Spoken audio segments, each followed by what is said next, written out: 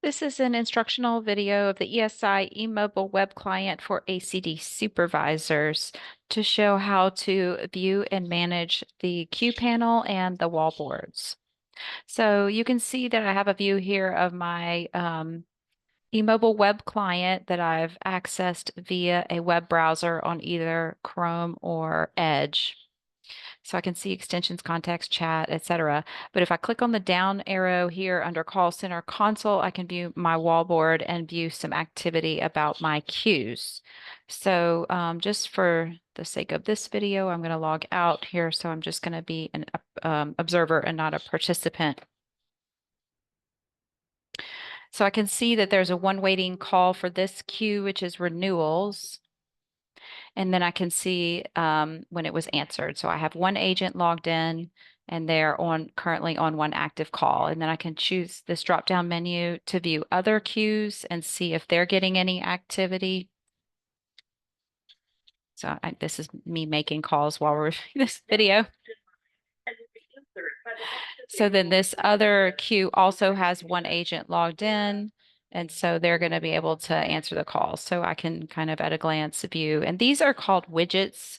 So I can edit the widgets, determine what I want to show up here on my screen, and then the settings like the colors and stuff like that. So there's a lot you can fool around with here. And if you click on Add Widget, it will give you some options there.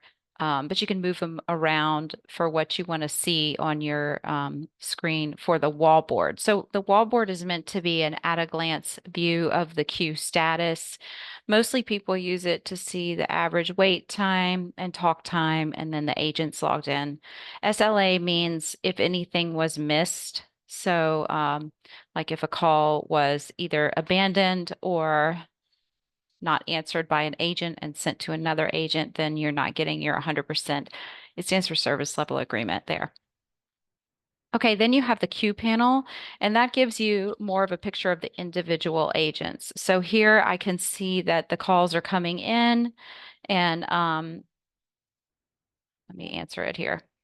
So I've got an active call here on renewals, and again, I can do this drop down and see the different queues. So I'm in renewals, and so then I can say, okay, let's make another call here.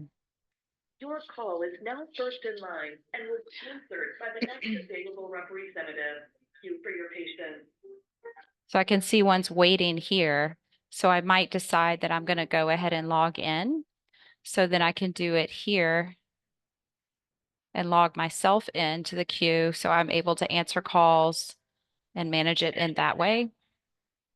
Or I might want to log another agent in. So if I'm sorry, if I click on this agent here, I can log them in.